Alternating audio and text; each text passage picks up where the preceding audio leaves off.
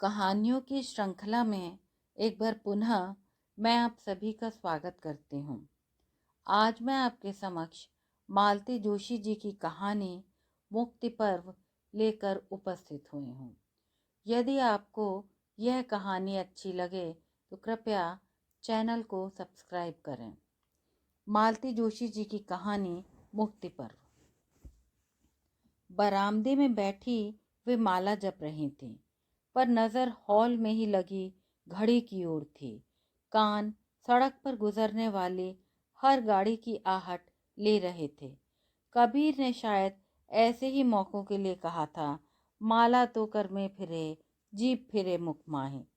अब घड़ी में 5:30 हो रहे हैं और गोवर्धन का अब तक पता नहीं है। बहू का तो इस समय घर में रहने का सवाल ही नहीं उठता। ताश की ऐसी लत लगी है कि घर द्वार का होश ही नहीं रहता। सुबह का गया पति थका मांदा शाम को लौटता है, पर बहू को न उसके चाय नाश्ते की फिक्र है न आराम की। मरा गोवर्धन भी अभी तक नहीं आया। बनाने को तो वे खुद 20 चीज़ें बना सकती हैं, पर सामान तो ठिकाने पर मिले। और उतनी उठा-पटक करके बना भी लिया तो भरोसा थोड़ा ही है कि मुन्ना खा ही लेगा। आए दिन तो उसे कुछ न कुछ होता रहता है। परहेज की लिस्ट दिनों दिन लंबी होती जा रही है। तिस पर भी वे अगर रसोई में ज़्यादा खटर-पटर करती हैं तो बहू का मुंह ऐसे फूल जाता है जैसे वे डाका डाल रही हैं। उनकी तो मुसीबत हो गई है, न इस करवट चैन है न उस करवट आराम। खुशबू का एक झोंका आया और रंजना सीढ़ियां फलांगती हुई नीचे उतरी। उनके मन में हमेशा यह कसक बनी रही कि काश एक बेटी होती। सुना था कि बेटियां माँ बाप पर जान छिड़कती हैं, पर इस घर की तो माया ही निराली है। किसी को किसी की परवाह नहीं, सबकी अपनी दुनिया है, अपने कार्यक्रम है। उफ, दादी माँ यहाँ बैठी हैं। मैं पूरा घर छान आई। कुछ काम था बेटे? नहीं, काम क्या होगा, बस यही बताना था कि जा रही हूँ, लौटने में देर हो सकती है। कुछ देर रुक नहीं सकती? तेरे पापा थके हारे घर आएंगे, आखिर घर में कोई तो हो जो। आप तो हैं, मैं क्या सदा बैठी रहूंगी? अब यह भार तुम्ही को लेना पड़ेगा। तो मैं ही कौन सा इस घर में जिंदगी भर पड़ी रहूंगी? ओह नो दादी माँ, मैं तो आपके जाने से पहले इस घर से फुर्र हो जाऊंगी। आपके बिना तो मैं इस घर की कल्पना भी नहीं कर सकती। कहते कहते रंजना ने दादी के कंधे पर अपना सिर टिका दिया। वे उसे प्यार से थपथपाती रहीं, बालों में हाथ फेरती रहीं। थोड़ी देर रंजना उस दुलार में भीगती रही, फिर एकदम उठकर खड़ी हो गई। अच्छा ग्रैंडमा, टाटा, जल्दी लौटना। रोज़ रोज़ यह कहना ज़रूरी है? वे मुस्कुराईं, फिर उदास हो आईं। जिसे यह सब कहना चाहिए वही दिन दिन भर घर से गायब रहती है। वह बच्चों को क्या संस्कार देगी? बुढ़ापे में यह भार उन्हें ही तो ढोना है। ठीक 6:15 बजे शुक्ला जी की गाड़ी गेट में प्रविष्ट हुई। घुटनों पर हाथ देकर वे उठीं। उन्होंने हॉल की बत्ती जलाई, पंखा चलाया और रसोई की राह ली। जब तक शुक्ला जी बाथरूम से फ्रेश होकर लौटे, तब तक चाय लग चुकी थी। साथ में नमकीन, काजू, दालमोठ और बिस्कुट भी थे। गोवर्धन नहीं आया? शुक्ला जी ने पूछा। वे समझ तो गईं कि ये पूछताछ गोवर्धन की मालकिन के लिए हो रही है। फिर भी उन्होंने सहज स्वर में उत्तर दिया, गोवर्धन की बहू को लड़का हुआ है, घर में देखने वाला और कोई नहीं। कह रहा था थोड़ी देर से आएगा। चाय में शक्कर तो ठीक है ना? ठीक है, शुक्ला जी ने कहा।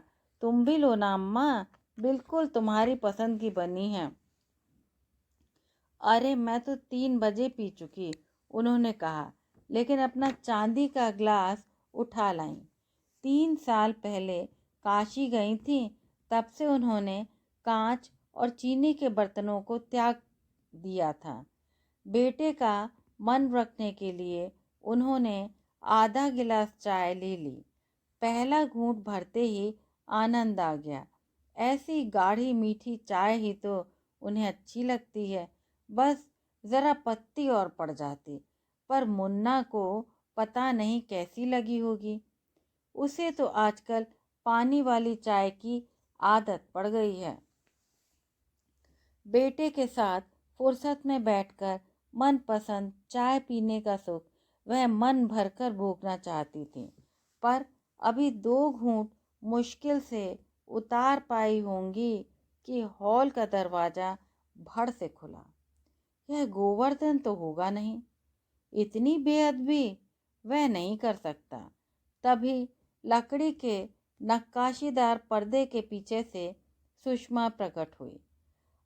अपनी इस बहू को वे जब जब देखती हैं परेशान हो उठती हैं।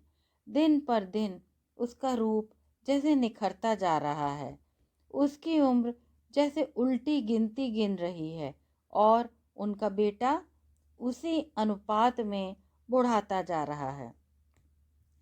उसका बुझा बुझा चेहरा, उड़े उड़े से बाल और स्थूल होते शरीर को देखती हैं तो छाती में जैसे जलन सी होने लगती है। अरे आप आ गए? मुझे बहुत देर हो गई क्या? नहीं, मैं ही जरा जल्दी उठ गया था। बहू बगल वाली कुर्सी पर सास की ओर पीट करके बैठ गई और बोली, हमारे यहाँ इलेक्शन था ना आज, इसीलिए देर हो गई। पता है, आज मैं फिर से सेक्रेटरी चुन ली गई। ब्रेवो! मतलब लगातार तीसरी बार? ये तो हैट्रिक हो गई भाई। कांग्रेस! शुक्ला जी का आवेग और उत्साह कितना बनावटी था, इसे सिर्फ अम्मा जी ही समझ पाईं। सुषमा तो अपने आप में ही मगन थी। फिर तो तुम्हारी वो मिसेस नरूला और मिसेस सान्याल तो जलकर खाक हो गई होंगी। अरे कुछ न पूछिए, इन लोगों ने मेरे खिलाफ इतनी कन्वेंसिंग कर रखी थी, पर उससे क्या होता है, लोग तो काम देखते हैं ना। चाय लोगी? माँ ने बनाई है। शुक्ला जी ने शायद पत्नी को माँ की उपस्थिति का भान कराना चाहा। गोवर्धन, 1 कप ले आना, सुषमा ने आवाज़ दी। गोवर्धन आया नहीं है, बताया तो, चाय अम्मा ने बनाई है। आज फिर गोल कर गया, इसके मारे तो मैं तंग आ गई हूँ। वह भुनभुनाते हुए उठी, तब तक अम्मा जी 1 प्याला चाय ले आईं। सुषमा ने चुपचाप चाय उड़ेली, 1 घूंट भरा और मुंह बिचका दिया। गोवर्धन ऐसी चाय बनाता तो वह उसकी खबर ले डालती, पर सास से कोई क्या कहे। सुषमा कुछ बोली नहीं, पर उसकी भाव भंगिमा से वे सब कुछ समझ गईं। चाय के उजले रंग का स्पष्टीकरण देते हुए बोली, डिब्बे में पत्ती बस जरा सी ही थी, अलमारी में भी ढूंढा, पर पैकेट नहीं मिला। ऐसे ही देर तक उबालती रही, पर रंग ही नहीं उतरा।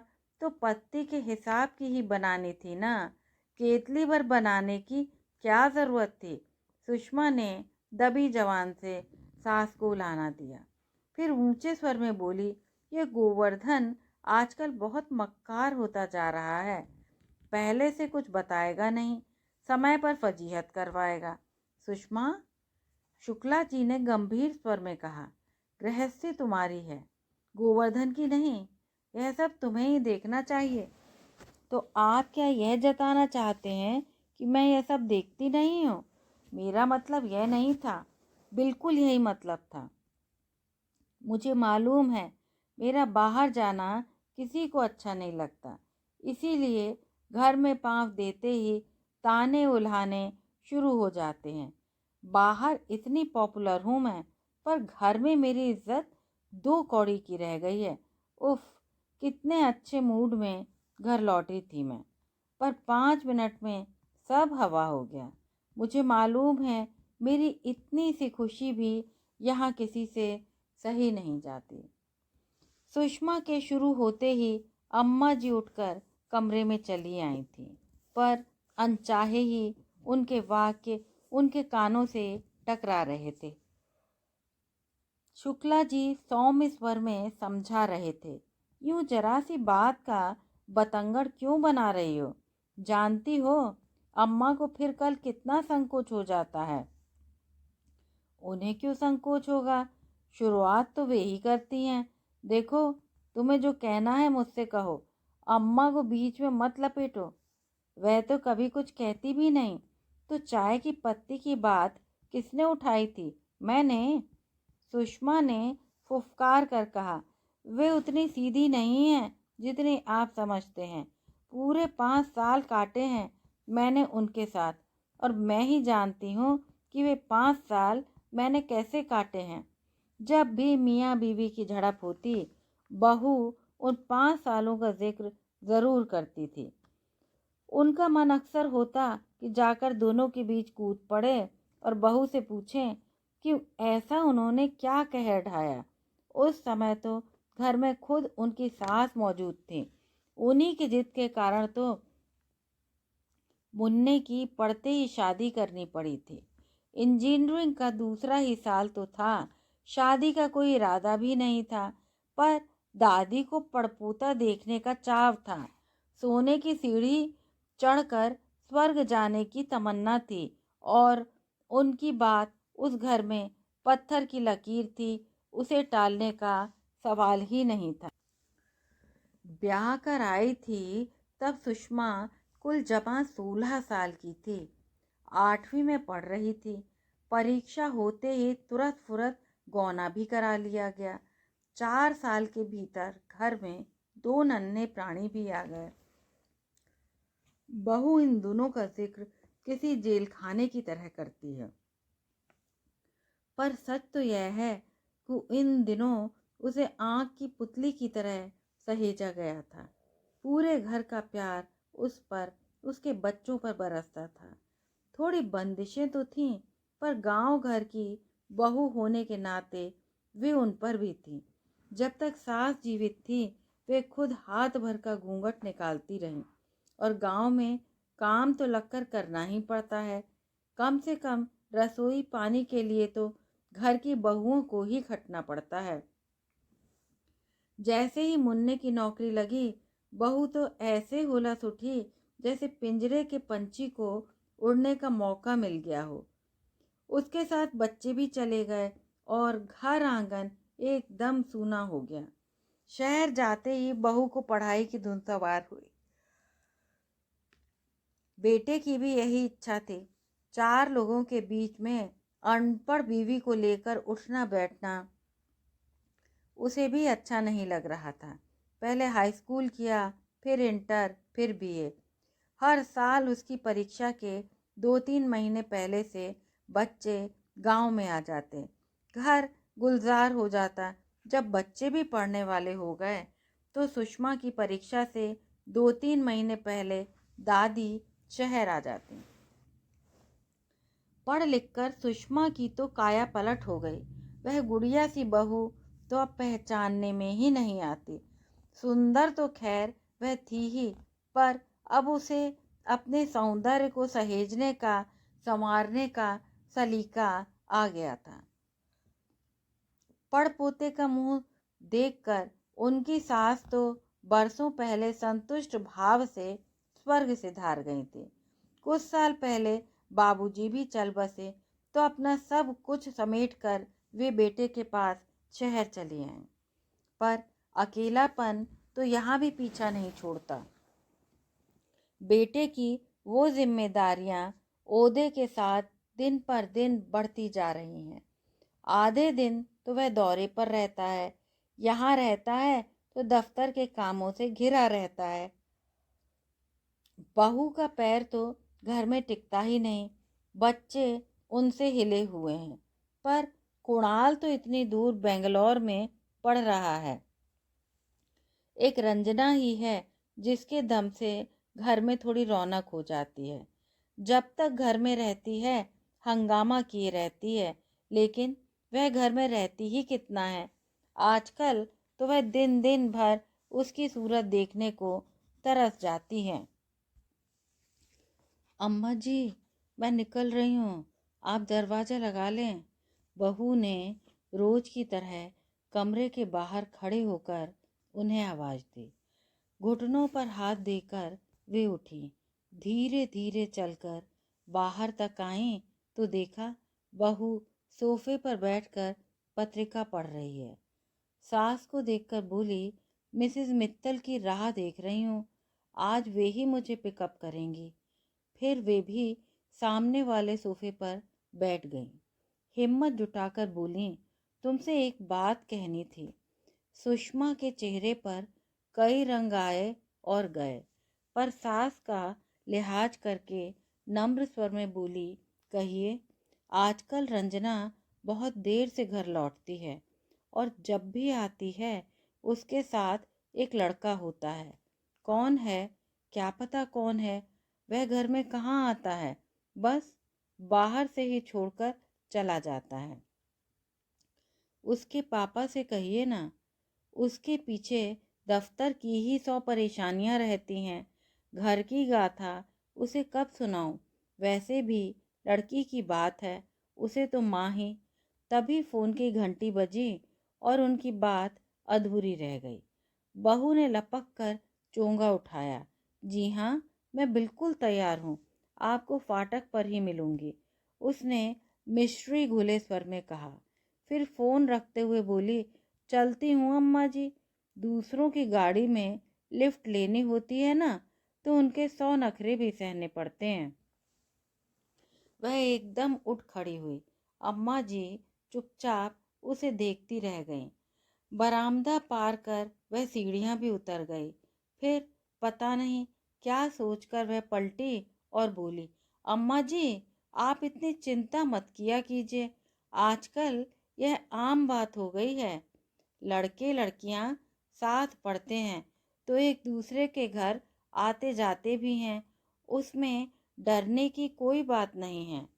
और वे कुछ जवाब देती इससे पहले ही वह गेट पर पहुंच गई थी। मिनट भर में ही एक लाल मारुति गेट पर रुकी और सुषमा उसमें बैठकर अंतर्ध्यान हो गई। दरवाजे से लगी वह देर तक खड़ी रही। सुषमा इतनी बेफिक्र कैसे है, जबकि लड़की की माँ को तो कितना चौकस रहना चाहिए। उल्टे मुझे समझा रही है कि चिंता मत कीजिए, माना कि उनकी जिंदगी देहात में बीती है, पर इतना तो वे भी समझती हैं कि अब जमाना बदल गया है। लड़के लड़कियां अब आपस में खुलकर मिलते हैं, पहले किसी हिचक नहीं है। यह लड़का भी अगर रंजना के और सहपाठियों की तरह घर में आता, चुहलबाजी करता, चाय नाश्ते की फरमाइश करता, तो उन्हें कोई परेशानी न होती। उसका घर से दूर दूर रहना ही सारे मामले को रहस्यमय बनाए दे रहा है। अनपढ़ हैं तो क्या, उनकी आंखों ने दुनिया देख रखी है। किसी भी गलत बात को वे तुरंत पकड़ लेती हैं।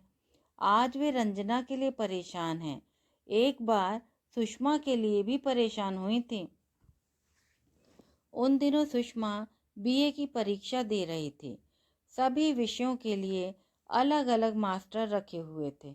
अम्मा जी परीक्षा के 2 महीने पहले आ गई थीं, ताकि बच्चों की देखभाल कर सकें और सुषमा निश्चिंत होकर पढ़ सके।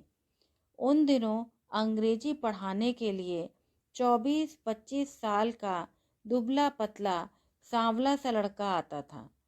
ट्यूशन उसकी मजबूरी रही होगी, क्योंकि उसके कपड़ों से, चेहरे से साफ जाहिर होता था कि उसके घर की स्थिति खास अच्छी नहीं है। एक दिन किसी ज़रूरी टेलीफोन का संदेश देने के लिए वे कमरे में गईं तो दरवाजे पर ही खड़ी रह गईं। आश्चर्य से उनकी आंखें खुली की खुली रह गईं। सुषमा कॉपी पर झुक कर कुछ लिख रही थी और वह लड़का एकटक उसे देखे जा रहा था। लगता था जैसे आंखों ही आंखों में उसके रूप को पी जाएगा। उसके बाद तो उनके दिल में जैसे हौल बैठ गई। वे इस ट्यूशन की खास चौकसी करने लगीं। किसी न किसी बहाने आसपास ही मंडराती रहती। कभी कभी तो बच्चों को नौकर के भरोसे छोड़कर चाय नाश्ता भी खुद ही दे आती। उन्हें जैसे डर बैठ गया था कि जरा सी गफलत हुई नहीं कि कोई उनकी बहू को उड़ा ले जाएगा। उनकी घबराहट अकारण भी नहीं थी। वे अनुभव करने लगी थीं कि इस ट्यूशन के लिए बहू रानी ज़्यादा व्यग्र रहती हैं। जिस दिन अंग्रेजी वाले सर का टर्न होता है वह साज श्रृंगार पर ज़्यादा ध्यान देती है। उस दिन नाश्ता भी खास ही बनता है। बहू के कान गेट पर और नज़र घड़ी पर लगी रहती। 4 से 4:15 होने पर भी उसे घबराहट होने लगती। इतनी बेसब्री से तो उसने कभी पति की भी प्रतीक्षा नहीं की होगी। बात ऐसी थी कि वे किसी से कह नहीं सकती थी। बेटे से कहने का तो सवाल ही नहीं था। कई बार सोचती यह उनका भ्रम ही हो, फिर भगवान से मनाती कि यह उनका भ्रम ही निकले। भगवान ने उनकी प्रार्थना थोड़े अलग ढंग से सुन ली। मास्टर जी को किसी बैंक में नौकरी मिल गई और वे सबसे राम राम करके चले गए। अम्मा जी ने चैन की सांस ली। बीए में 3rd डिवीज़न आई तो सुषमा ने भी पढ़ाई से छुट्टी पा ली। डिग्री तो मिल ही गई थी। अफसर बिरादरी में उठने बैठने काबिल तो वो हो ही गई थी। पापा कल आप घर पर रहेंगे ना? रंजना ने टीवी की आवाज़ धीमी करते हुए पूछा। कल? Let me think. संडे है ना? हाँ, सुबह तो घर पर ही हूँ। शाम को ज़रूरी काम से मंत्री जी के यहाँ जाना है। एक असेंबली क्वेश्चन डिस्कस करना है। तो ठीक है, मैं सुबह सुनील को ले आती हूँ। 10 बजे ठीक रहेगा ना? ये सुनील कौन है और वह मुझसे क्यों मिलना चाहता है? सुनील मतलब सुनील रायज़ादा मेरा क्लासमेट है, टॉपर है हमारी क्लास का। और वह आपसे मिलना नहीं चाहता, बल्कि मैं उसे आपसे मिलवाना चाहती हूँ। क्यों? एक क्षण रंजना चुप रही, फिर जैसे सारा साहस बटोर कर बोली, इसलिए कि वह सिर्फ मेरा क्लासमेट नहीं है और भी बहुत कुछ है। इसलिए मैं चाहती हूँ कि आप एक नज़र उसे देख लें। तो कल सुबह 10 बजे ओके? और टीवी की आवाज़ को पूर्ववत करके रंजना अपने कमरे में चली गई। उसके जाते ही कमरे में एक हताश सा मौन छा गया। इतना अच्छा सीरियल आ रहा था, पर इस लड़की ने सब गुड़ गोबर कर दिया। सुषमा ने तैश में उठकर टीवी बंद किया और पति से मुखातिब होकर बोली, कौन है ये सुनील और उसे वह घर पर क्यों लाना चाहती है? कौन है? यह तो तुमने सुन ही लिया। और उसे घर क्यों बुलाया जा रहा है इसका अंदाजा तुम खुद लगा सकती हो। वैसे उसका इशारा काफी स्पष्ट था। अनुमान की कोई गुंजाइश ही नहीं है। बहू, अम्मा जी अपनी आराम कुर्सी पर तनिक उठकर बैठ गईं और बोली, मेरे ख्याल से ये वही लड़का है। कौन सा? एक बार तुम्हें बताया नहीं था? अच्छा वो, मैं तो सोच रही थी कोई क्लास फेलो होगा, साथ चला आता होगा। यह थोड़े ही पता था कि बात यहाँ तक पहुँच जाएगी। मुझे क्या मालूम था कि इनके इतनी जल्दी पर निकल आएंगे। अभी धरती से निकले देर नहीं हुई और तुम्हें पता होना चाहिए था। आखिर माँ हो तुम उसकी, इतनी खोज खबर तो रख ही सकती हो। आप भी तो उसके बाप हैं, आपका भी तो कुछ फर्ज बनता है। यह तो हुआ नहीं कि कसकर डांट लगा देते, बस बुद्ध बने बैठे रहे। साफ मना करते नहीं बनता था? किस बात के लिए मना करता? उसने मुझसे कुछ पूछा भी था, सिर्फ मिलने का समय मांगा था। कहो तो उससे मुकर जाऊं। सुबह किसी मीटिंग के बहाने ऑफिस निकल जाऊंगा, पर उससे कोई फर्क थोड़ा ही पड़ेगा। आपके लिए तो कुछ भी नहीं होगा, तो तुम ही कुछ जौहर दिखा दो। अम्मा जी समझ गईं कि अब पति पत्नी में जमकर ठनने वाली है। बिटिया का गुस्सा अब दोनों एक दूसरे पर ही उतारेंगे। ऐसे में उन्हें वहाँ बैठना अच्छा नहीं लगा। नींद का बहाना करके वे धीरे से उठाईं, पर शुक्ला जी इतने भरे हुए थे कि माँ के बाहर जाने तक भी उन्हें सब्र नहीं हुआ। बोले, एक बात अच्छी तरह समझ लो सुषमा, यह सब तुम्हारा किया कराया ही आगे आ रहा है। मेरा? हाँ, जब देखो तब उसे रूप रंग को लेकर कोचती रहती थी। कितनी बार समझाया होगा कि यह ठीक नहीं है। इससे उसके मन में हीन भावना बैठ जाएगी। अब वही हुआ ना। वह मन ही मन कॉम्प्लेक्स से इतनी ग्रसित हो गई कि जो भी पहला हाथ आगे बढ़ा उसने थाम लिया। हाँ हाँ, इस घर में तो जो भी गलत सलत हुआ है मेरी वजह से ही हुआ है। धीरे धीरे डग भरते हुए अम्मा जी अपने कमरे में पहुंच गई थीं। सुषमा की सिसकियां उनका कमरे तक पीछा करती रहीं। कमरे में पहुंचकर उन्होंने दरवाज़ा ठेल दिया और बिस्तर पर लुढ़क गईं। बिस्तर पर लेट तो गईं, पर आंखों में नींद का नामो निशान नहीं था। बेटे के शब्द कानों में अब भी गूंज रहे थे। गुस्से में ही सही, आज उसने एक खरी बात कही थी। वे खुद बहू को हर बार टोकना चाहती थी, पर हिम्मत ही न पड़ती थी। उनके बस में तो इतना ही था कि रोती सुबकती रंजना को छाती में छुपा लें और दिलासा दें। यह सच है कि रंजना माँ जैसी गोरी चिट्टी नहीं है, पर तवे जैसी काली भी नहीं है। नैन नक्श तो उसके कितने तीखे हैं, पर बहू को वह कभी सुंदर लगती ही नहीं है। हमेशा कहती है, मेरी कोख से यह कुब्जा महारानी कहाँ से पैदा हो गई। उसकी सहेलियां उसके सुर में लाती हैं, मिसेस शुक्ला, ये रंजना तो कहीं से आपकी बेटी नहीं लगती। सच, भगवान ने बड़ी गलती कर दी। इसे बेटा बना देते। कुणाल अगर बेटी बनकर पैदा होता तो कितना सुंदर लगता। कुणाल माँ की तरह गोरा है, शायद इसीलिए माँ का लाडला भी है। रंजना तो हमेशा से माँ के प्यार के लिए तरसती ही रह गई। ऐसे अवसर एक नहीं अनेक आए हैं जब वह माँ की निर्मम झिड़की खाकर आहत हुई है। तब दादी को ही उसका हौसला बढ़ाना पड़ा है। शायद इसीलिए दादी और पोती के बीच एक अटूट रिश्ता कायम हो गया है। उन्हें एक घटना याद आई। शायद स्कूल में कोई जलसा था। एक पौराणिक नाटक में रंजना राजा की भूमिका कर रही थी। उसमें पीतांबर की तरह पहनने के लिए उसने माँ से जरी की साड़ी मांगी थी। सुषमा तो एकदम तुनक गई। जरी की साड़ियों का क्या होगा? तुम्हें कोई रानी महारानी का पाठ तो मिलने से रहा। रंजना चुप रह गई। उसने फिर माँ को अपनी भूमिका के विषय में कुछ नहीं बताया।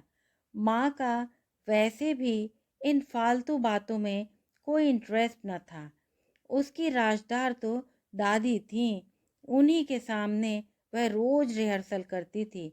उसके स्कूल की एक एक बात का ब्यौरा दादी के पास था। मम्मी को तो यह सब सुनाने की इच्छा ही नहीं होती थी। मम्मी से टका सा जवाब पाने के बाद तो बस दादी का ही आसरा था। अपनी लाडली पोती के लिए फिर दादी ने अपना खजाना खोला। असली जरी की साड़ियाँ और रेशमी दुपट्टों को अर्जेंट में देकर ड्राई क्लीन करवाया। अपनी असली मोतियों की सतलड़ी और बाजूबंद भी उन्होंने बेझिझक होकर रंजना को सौंप दिए। यह सब तो वे उसी के लिए सहेजे हुए थे। उस दिन स्टेज पर जिसने रंजना को देखा देखता ही रह गया। इतनी भव्य और आकर्षक लग रही थी कि खुशी के मारे दादी के तो आंसू निकल आए थे। घर आते ही उन्होंने बिटिया की नज़र उतारी थी, पर बहू की वही मुर्गे की एक टांग। इसीलिए तो मेरी सहेलियां कहती हैं कि इसे तो बेटा बनकर पैदा होना था। एक हादसा और याद आ रहा है। तब उसने कॉलेज जाना नया नया शुरू किया था। स्कूल में तो वह हमेशा अव्वल आती थी। इस बार बोर्ड की परीक्षा थी। उसके पापा ने वादा किया था कि अगर पहले 25 बच्चों में उसका नाम होगा तो वे उसे गाड़ी ले देंगे। बेटी ने बाप का अरमान पूरा किया और बाप ने अपना वादा निभाया। कॉलेज जाते हुए उसे मुश्किल से तब 3-4 दिन हुए होंगे। एक दिन लौटी तो दादी देखकर सकते में आ गई। कपड़े और बाल धूल में सने हुए थे, कोहनी और हथेलियां छिल गई थीं और पैर में भी हल्की सी मोच आ गई थी। उन्होंने बहू को तुरंत ही गर्म दूध और हल्दी लाने का आदेश दिया। फिर बिटिया के हाथ मुंह धुलवाए और पास बिठाकर हालचाल पूछने लगी। रंजना ने सुबकते हुए बताया कि वह कॉलेज से लौट रही थी तो 3-4 लड़कों ने उसे घेर लिया। वे 2 गाड़ियों में सवार थे और उसके दाएं बाएं आगे पीछे चक्कर काटने लगे। उनसे बचने की कोशिश में उसका संतुलन बिगड़ गया और वह गिर पड़ी। उसके गिरते ही वे लोग हो करके हंसते हुए भाग गए। दरअसल रंजना को मामूली सी खरोंचें ही आई थी, पर अपमान की चोट ज़्यादा गहरी थी। इस तरह बीच सड़क पर गिरना और उन लोगों का हंसना उसे तिलमिला गया था। उसे तो दूसरे दिन कॉलेज जाने में भी शर्म आ रही थी। पर रंजना क्या जानती थी कि इससे भी बड़ा अपमान तो अभी उसे घर में ही सहना है। अभी वह दादी को अपनी दास्तान सुना ही रही थी कि दूध का गिलास दन्न से मेज पर रखते हुए सुषमा बोली, गाड़ी चलाने का इतना ही शौक है तो पहले ढंग से सीख तो लेती। बेखारी दूसरों पर तोहमत लगा रही है। इसे भला कोई क्यों छेड़ेगा? किसी का दिमाग खराब हुआ है क्या? क्षण भर को रंजना भी अपना रोना भूल गई। अम्मा जी तमक कर बोली, बहू तुम माँ हो कि? गुस्से के मारे उनके मुंह से पूरी बात ही नहीं निकली। डायन हूँ, यही कहना चाहती है ना आप? अच्छा है, बच्चों के सामने इसी तरह मेरा अपमान करती रहिएगा, तभी तो ये लोग मुझे किसी गिनती में ही नहीं लाते। रंजना उठकर चुपचाप अपने कमरे में चली गई। अम्मा जी ने बुझे स्वर में कहा, मेरा यह मतलब नहीं था बेटी, तुमने तो बात का बतंगड़ बना दिया। देख तो रही हो कि लड़की कितनी डरी हुई है। तुम्हें चाहिए था कि पास बिठाकर उसे पुचकारती, हौसला बंधाती, पर तुम तो जाने कहाँ की बात ले बैठी। एक बात ध्यान रखो बहू कि लड़के तो लड़कियों को छेड़ते ही हैं, उसके लिए अप्सरा होना ज़रूरी नहीं है, और अपनी उम्र में तो हर लड़की अच्छी लगती है। उस रात रंजना बहुत रोई, बार बार पूछ रही थी, दादी क्या मैं सचमुच इतनी बदसूरत हूँ? अपनी शक्ल सूरत को लेकर माँ की टिप्पणियाँ तो वह बचपन से ही सुनती आई थी, पर इस बार चोट ज़्यादा गहरी थी। यह शायद उम्र का असर था। दादी उसे बार बार दिलासा दे रही थी कि रंग जरा दबा हुआ है तो क्या हुआ, उसके नैन नक्श तो हजारों में एक हैं। तो फिर मम्मी मुझे प्यार क्यों नहीं करती? तुम उनकी सी गोरी चिट्टी नहीं हो ना, इसलिए। हर माँ चाहती है कि उसकी बेटी उस जैसी हो, पर तुम तो अपने पापा जैसी हो। जानती हो, पितृमुखी कन्या बड़ी भाग्यवान होती है। देखना, तुम एक दिन कहाँ से कहाँ पहुँच जाओगी, तब दादी की बात याद आएगी। बेशक यह बात उन्होंने रंजना को दिलासा देने के लिए कही थी, पर वह एकदम गलत भी नहीं थी। रंजना सिर्फ पितृमुखी ही नहीं थी, उसने विद्या और बुद्धि में अपने पिता की शान पाई थी। चाहती तो बड़ी आसानी से इंजीनियरिंग में दाखिला पा लेती, पर उसका रुझान इस ओर नहीं था। कहती, यह कोई ज़रूरी थोड़े ही है कि हर होशियार बच्चा डॉक्टर इंजीनियर ही बने। मैं तो कलेक्टर बनूंगी। तब देखना दादी, ये भैया लोग मेरे सामने हाथ बांधे खड़े रहेंगे। पिछले दिनों उसने कोई परीक्षा भी पास की थी। तब शुक्ला जी ने माँ को बताया था कि यह कलेक्टरी की पहली परीक्षा है। दूसरी परीक्षा में अच्छे नंबरों से निकल जाएगी तो कलेक्टर बन जाएगी। और किसी को हो ना हो, दादी को पूरा विश्वास है कि रंजना का सपना पूरा होगा। उसमें उतनी काबिलियत है। मुश्किल तो कुणाल के साथ है। उसे इंजीनियर बनाने के लिए आमों का बगीचा और 2 खेत बेचने पड़े हैं, तब जाकर बेंगलोर में दाखिला हुआ है। पुरखों की जायदाद बेचने के लिए मुन्ना जरा भी तैयार नहीं था, पर माँ बेटी की जिद के आगे हार गया। फिर भी अम्मा के आगे मुंह खोलने की उसकी हिम्मत नहीं पड़ रही थी, पर घर का वातावरण और बेटे की परेशानी देखकर उन्होंने ही आगे बढ़कर स्वीकृति दे दी। वैसे भी उन्हें कौन सा छाती पर लाद कर ले जाना था, रखना भी था तो इन्हीं लोगों के लिए, इसलिए इन्हीं लोगों के लिए बेच भी दिया। वे तो अब सारे जंजालों से मुक्त हो गई हैं। बस थोड़ा सा मोह है तो रंजना की शादी देखने का। ठीक 9:30 बजे रंजना की गाड़ी गेट के बाहर चली गई तो शुक्ला जी भीतर आए।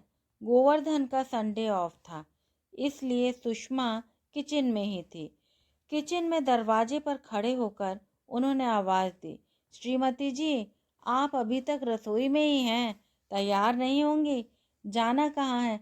अरे इतनी जल्दी भूल गई, 10 बजे आपके भाभी जामाता पधार रहे हैं ना। तो आपने उसे भाभी जमाता मान भी लिया? जो कुछ भी मानना है वह तुम्हारी बिटिया मान चुकी है।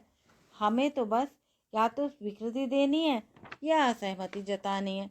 आप तो ऐसे तैयार हो गए हैं जैसे बारात की अगवानी करने जा रहे हैं। घर आए मेहमान का स्वागत तो करना ही पड़ता है। इसी को तो कहते हैं मान न मान मैं तेरा मेहमान। ठीक ऐसा भी नहीं है भगवान, उसने मुझसे पूछकर ही समय लिया है।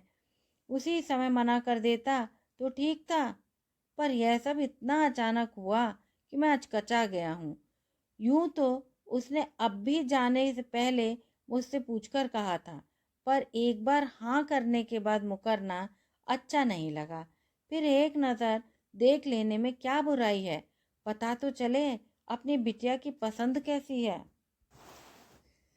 उस बित्ते भर की लड़की की पसंद क्या और नापसंद क्या, जरा कसकर डांट लगाइए, राह पर आ जाएगी।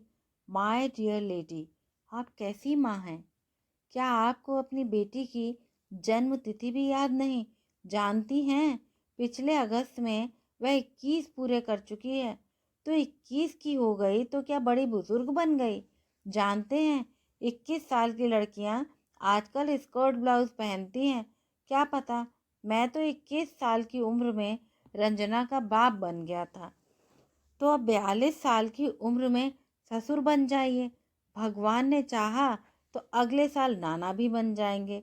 यह तो सृष्टि का क्रम है सुषमा, मेरे रोके से रुकेगा थोड़ा ही। अम्मा कहाँ हैं? एक नज़र वे भी देख लेती। अम्मा जी पिछले बरामदे में बैठी माला जप रही थी, पर कान सब भीतर को ही थे। बेटे की आवाज़ सुनते ही बोली, मैं यहाँ हूँ मुन्ना, क्या बात है? वह लड़का आ रहा है, तुम भी देख लेना।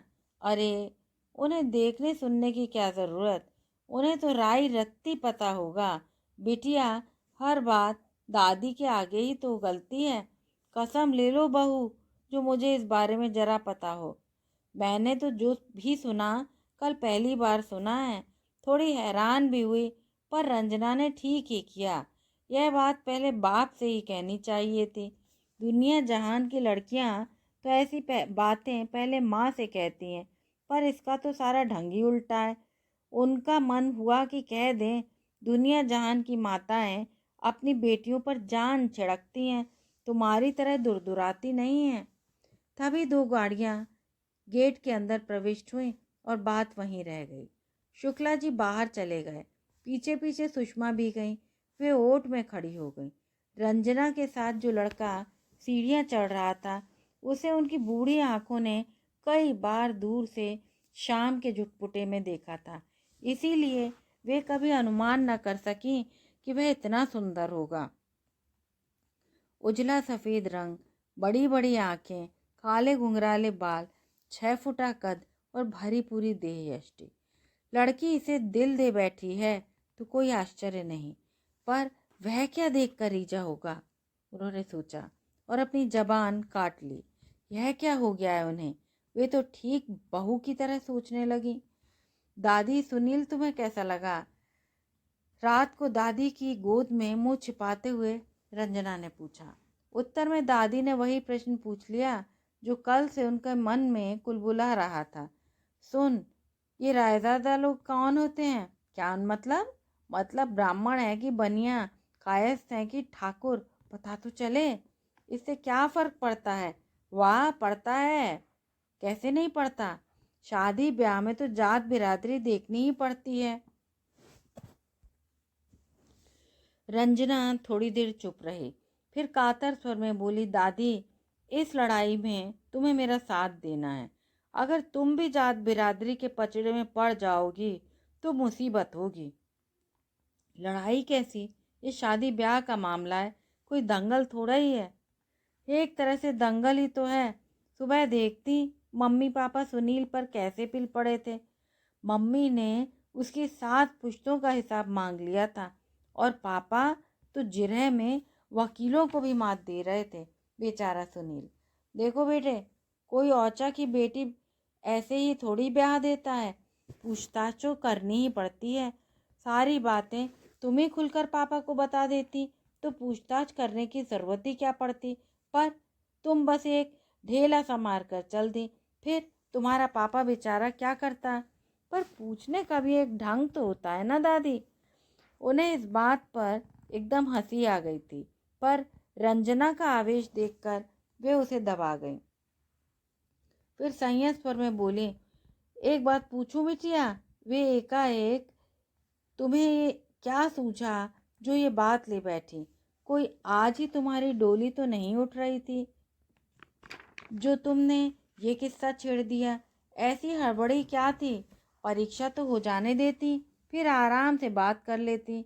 अभी दिमाग खराब करने से क्या फ़ायदा? मैंने भी यही सोचा था, पर पता नहीं क्यों दिमाग मेरा अभी से खराब हुआ जा रहा है। पिछले 8-10 दिनों से मैं एक अक्षर भी नहीं पढ़ पाई हूँ। जब भी पढ़ने बैठती हूँ अजीब अजीब ख्याल आते हैं। रात को सोती हूँ तो बुरे बुरे सपने आते हैं। इसलिए सोचा कि एक बार हिम्मत करके आप लोगों को बता ही दूँ, कुछ तो टेंशन कम होगा। इसका मतलब तो यह हुआ कि फैसला अगर तुम्हारे हक में हुआ तो तुम्हारी पढ़ाई चौपट हो जाएगी। फैसला तो मैंने कर लिया है दादी माँ, रंजना ने दृढ़ स्वर में कहा, पर जब तक आप लोगों को बताया नहीं था मन पर एक बोझ था। अब आप लोग नाराज हों तो आपकी मर्जी। मैंने कोई काम छिपा कर नहीं किया और ना ही करना चाहती हूँ, इसीलिए बता दिया। मतलब तुमने अपने मन का बोझ तो उतार दिया है, अब हम लोग उस बोझ को ढोते फिरें, यही ना? इसका मतलब तो यह हुआ। अरे दादी, ईमानदारी की बात तो यह है दादी माँ कि मैंने आप लोगों का भी, खासकर पापा का भी बोझ उतार दिया है। अगर मैंने अपना फैसला खुद ना कर लिया होता तो जानती है क्या होता? पापा मेरे लिए जूते चटकाते फिरते। 10 जगह मेरा प्रदर्शन होता और उन 10 जगहों से मेरे लिए ना आती। कहीं बात पक्की होने तक मेरा तो जो हाल ही होता, पर पापा भी तब तक राख ही हो जाते। ऐसा जरूरी तो नहीं है बिटिया, शादी तो संयोग की बात है। अपने ग्रह अच्छे हों तो पहली जगह ही बात पक्की हो जाती है। मेरे ग्रह शायद उतने अच्छे नहीं हैं दादी माँ, क्योंकि मैं जानती हूँ कि पापा मेरा रिश्ता अच्छी से अच्छी जगह करना चाहेंगे। जिस स्टैंडर्ड का दूल्हा वे ढूंढेंगे वह अपने लिए अपूर्व सुंदरी की कामना करेगा। कन्या अगर सुंदर ना हो तो मुआवजे के तौर पर वह बेटी को बोरी भर रुपए देता है। मैं जानती हूँ कि मैं अपूर्व तो क्या, साधारण सी सुंदरी भी नहीं हूँ, पर अपने रूप के एवज में रुपयों से तुलने के लिए भी तैयार नहीं हो। इसीलिए आप सबको शुक्रगुजार होना चाहिए कि मैंने अपने साथ साथ पापा को भी इस यातना चक्र से उबार लिया है। अच्छा दादी माँ, अब सोऊंगी, गुड नाइट। रंजना तो गुड नाइट कहकर सोने चली गई। अपने मन का बोझ हल्का कर वह तो शायद ठीक से सोई भी होगी, पर उन्हें रात भर नींद नहीं आई। रंजना की बातें मन को मत्ती रहीं। बुढ़ापे का यही तो दोष है, हर बार हर बात मन को लग जाती है और उसी सोच में मन भी सूरता है। वैसे रंजना ठीक ही तो कह रही थी। जब से यह देखने दिखाने का रिवाज चल पड़ा है, लड़कियों की तो शामत आ गई है। पहले लोग घराना देखते थे, कुल गोत्र देखते थे। भले घर की लड़कियों को देखने की मांग कोई नहीं करता था, और एक बार देखने के बाद तो मना करने का सवाल ही नहीं उठता था।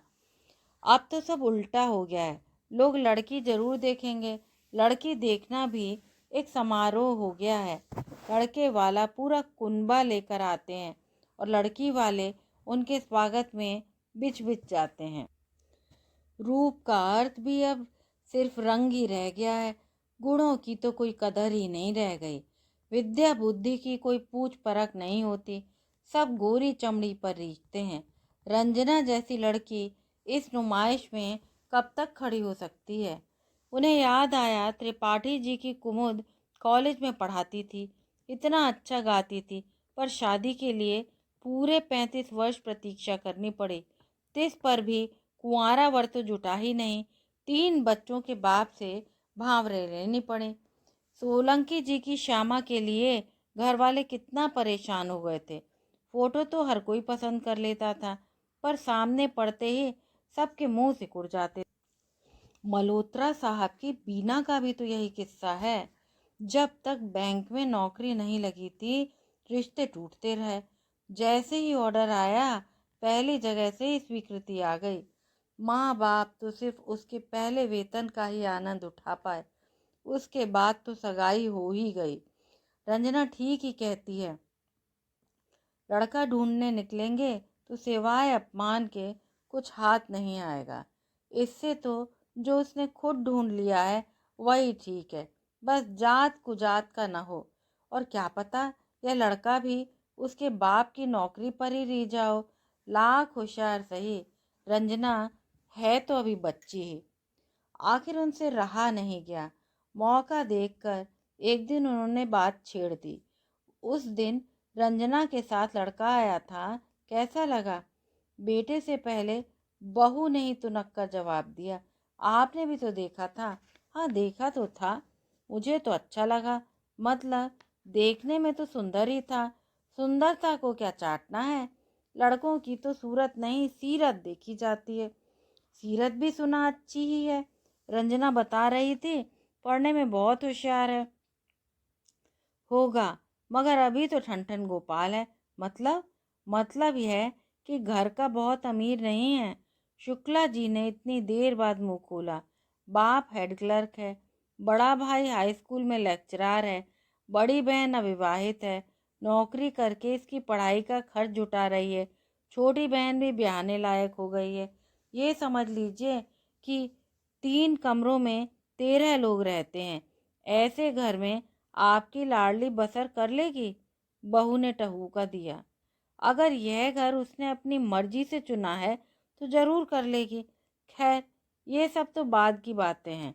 अव्वल तो यह है कि शादी हो ही नहीं सकती। लड़का अपनी जाति का नहीं है।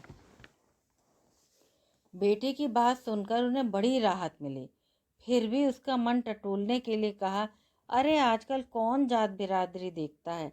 हम तो देखते हैं, तुम तो देखती हो, और अम्मा तुम्हारे रहते तो घर में यह काम हो ही नहीं सकता। बेटे की अपने प्रति भक्ति देखकर उन्हें गर्व की अनुभूति हुई।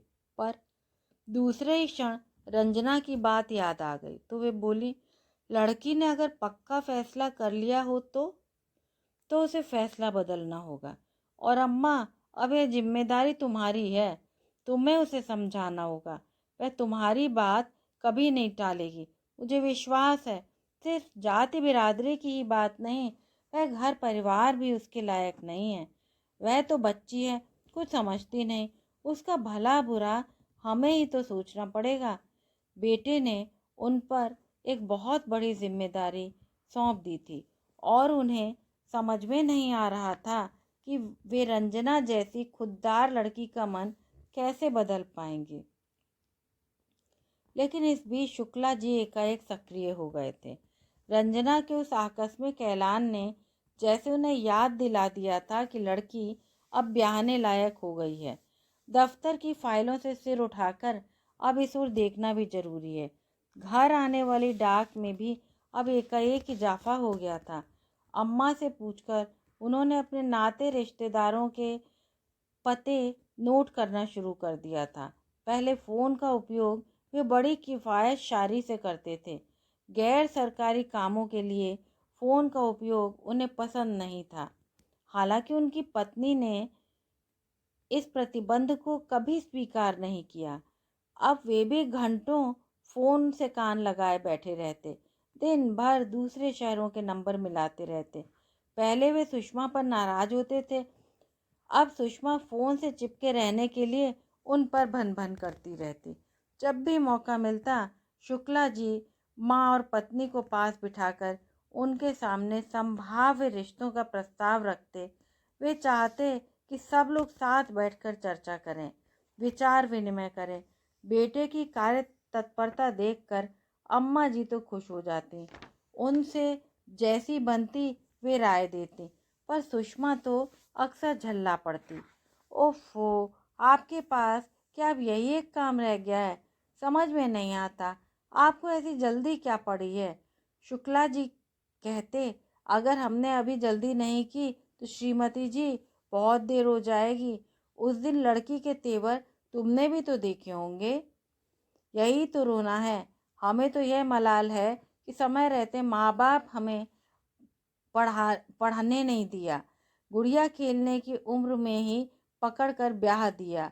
इन्हें सारी सुविधाएं मिल रही हैं तो चोंचले सूझ रहे हैं। शुक्ला जी माँ की ओर देखते और चुप हो जाते, समझ जाते कि पत्नी से किसी गंभीर विषय पर चर्चा करना व्यर्थ है। अम्मा जी भी सोचती कि बहू क्या कभी बड़ी होगी ही नहीं। बीए की डिग्री तो इसने ले ली है, पर इसे अक्ल कब आएगी? उस दिन तो हद ही हो गई।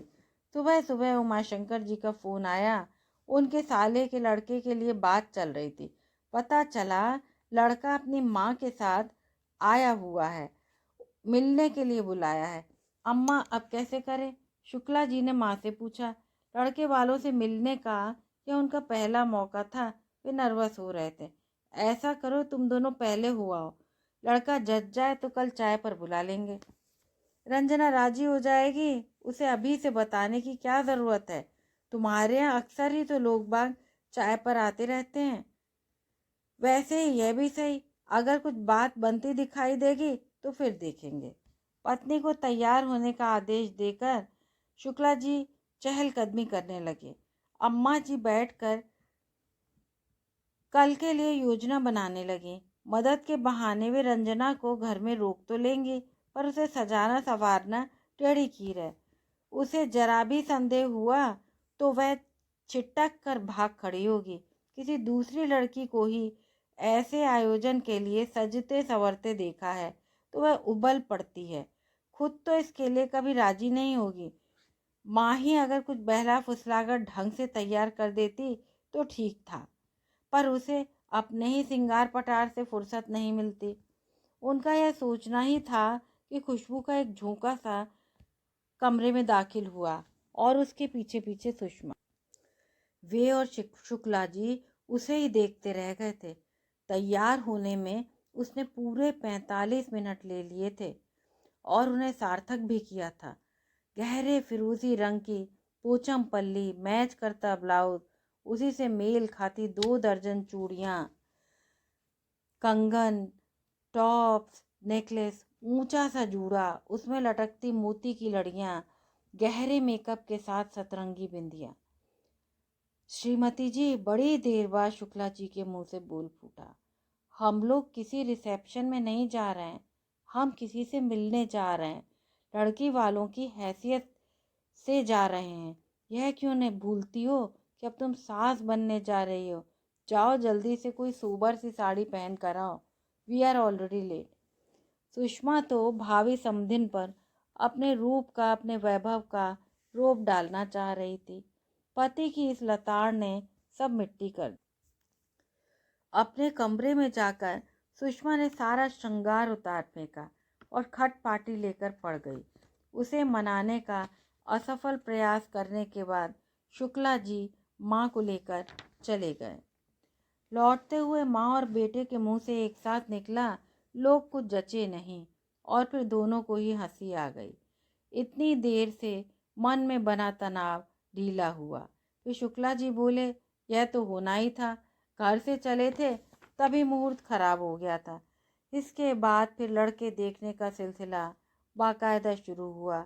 सुषमा ने बस पहली बार ही नाटक किया, बाद में वह बिना किसी हीले हवाले के पति के साथ जाती रही।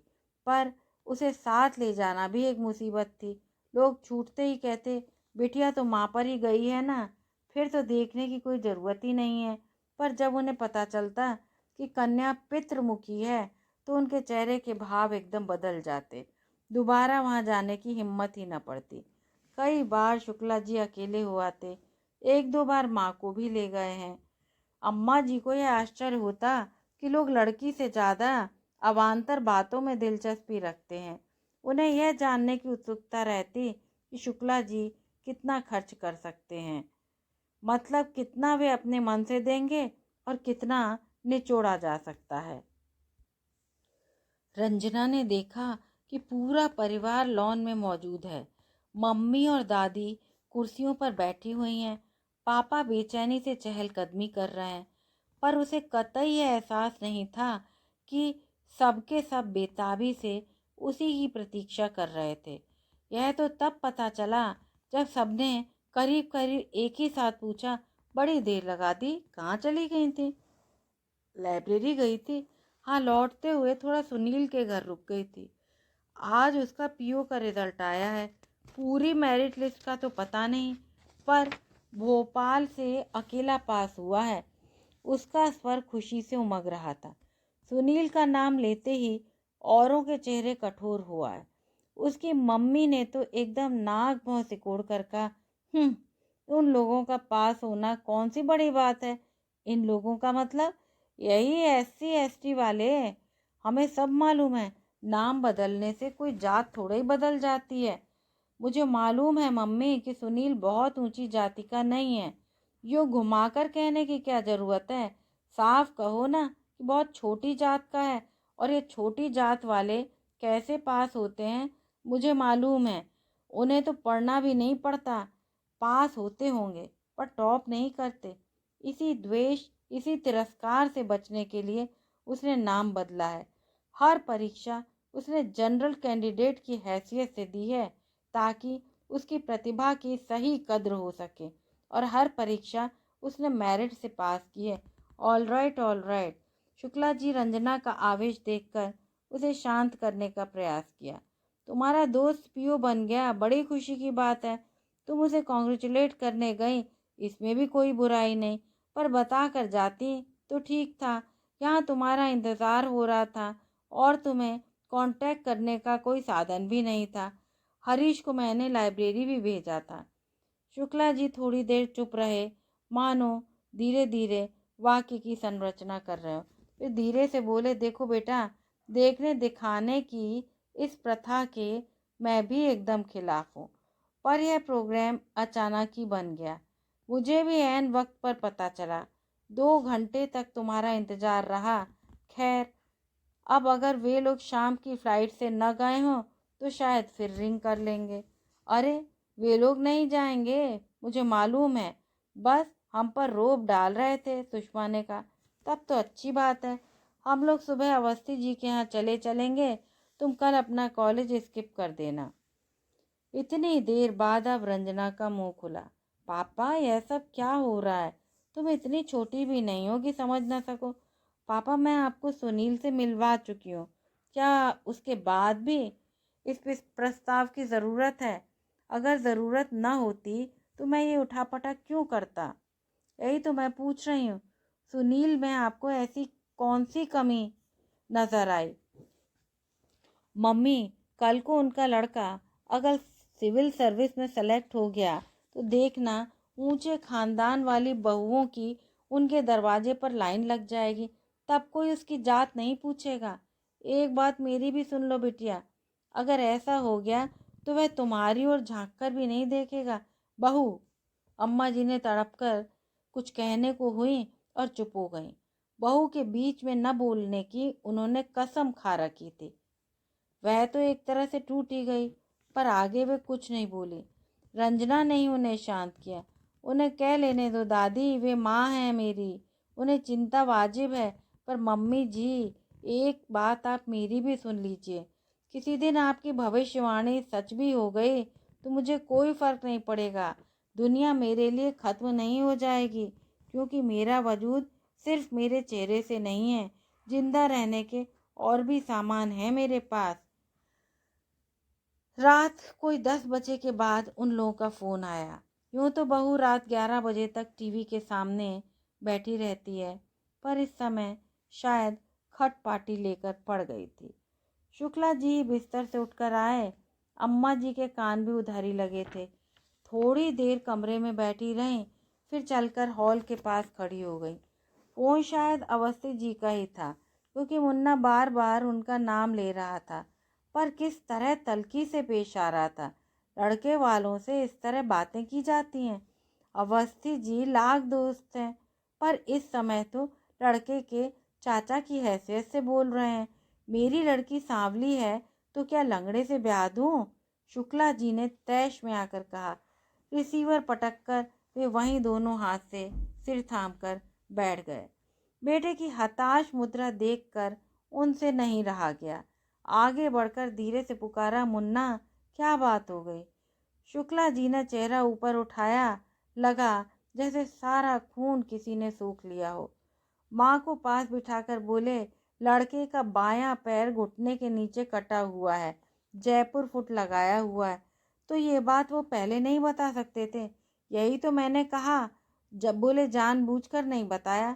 अगर पहले से ही बता देते तो आपका देखने का नज़रिया ही बदल जाता। छिपाना ही होता तो अब भी नहीं बताता। मैं तो सिर्फ ये साबित करना चाहता था कि उसकी चाल में कोई फर्क नहीं है। अगर किसी को पता न हो तो संदेह भी नहीं होगा। इन बिचौलियों से तो भगवान ही बचाए, बड़े घाघ होते हैं। अवस्थी जी भी तो कह रहे थे क्या कि लड़की के तौल बराबर सोना देंगे, तब भी ऐसा घरवर नहीं मिलेगा। वह तो लड़के में थोड़ा ऐब है, इसीलिए सांवली लड़की के लिए राजी हो गया। तभी तो मुझे ताव आ गया। मुन्ना, एक बात तय है क्या कि हमें अपनी बिटिया इस तरह तोल मोल कर नहीं ब्याहनी है। सवाल ही नहीं पैदा होता। जो लोग एहसान जताकर उसका हाथ मांगेंगे, उन्हें बाहर से ही रवाना कर दो। बड़ी खुददार लड़की है, जरा सा अपमान भी बर्दाश्त नहीं कर सकेगी। उसे तो हम उसी घर भेजेंगे जहाँ दिल से उसका स्वागत हो। फिक्र मत करो अम्मा, तुम्हारी लाडली जहाँ भी जाएगी शान से जाएगी। अब सो जाओ, रात के 11 बज रहे हैं। वे जाने के लिए उठी, पर पाँव जैसे वहीं जम गए। एक बात अनायास मन में उठी थी, पर वे उसके लिए शब्द नहीं जुटा पा रही थी। पर वे यह भी जानती थी कि अगर आज और इस समय यह बात नहीं कही गई तो फिर कभी नहीं कह पाएंगी। बहू के सामने तो कभी भी नहीं। माँ की बेचैनी भांप कर शुक्ला जी हौले से उनका कंधा छुए और बोले, क्या बात है अम्मा, कुछ कहना है? हाँ बेटा, उन्होंने जैसे हर एक शब्द को तौलकर कहना चाहा। मैं ये कह रही थी कि अगर तुम्हारा मन कभी गवाही दे कि रंजना का चुनाव सही है तो मेरा संकोच मत करना। वही करना जिसे तुम्हारा मन ठीक समझता हो। ये तुम क्या कह रही हो अम्मा? हाँ बेटा, यह मैं ही कह रही हूँ। मुझे अब कितना जीना है, 2 बरस कि 4 बरस? पर लड़की के सामने पूरी जिंदगी पड़ी है, उसके साथ अन्याय क्यों? मेरे नेम धर्म की चिंता मत करो, वह तो अब मेरे साथ ही जाएंगे, पर मैंने तुम्हें आज़ाद कर दिया है। इसके बाद वे वहाँ खड़ी न रह सकी। इतनी बड़ी बात कहने के बाद अपने बेटे से ही उन्हें संकोच होने लगा था। तेज तेज कदमों से चलकर वे कमरे तक आईं। उतने से श्रम में ही उनका दम फूल गया। बिस्तर पर बैठकर उन्होंने लंबी लंबी सांसें लीं और अचानक उन्हें लगा कि उनका मन फूल सा हल्का हुआ आया है। इतने दिनों में उस पर जो एक बोझ था वह उतर गया है। जब आप मेरे साथ कहानी सुनते हुए यहाँ तक आ ही गए हैं तो कृपया चैनल को लाइक, शेयर और सब्सक्राइब अवश्य करें। धन्यवाद।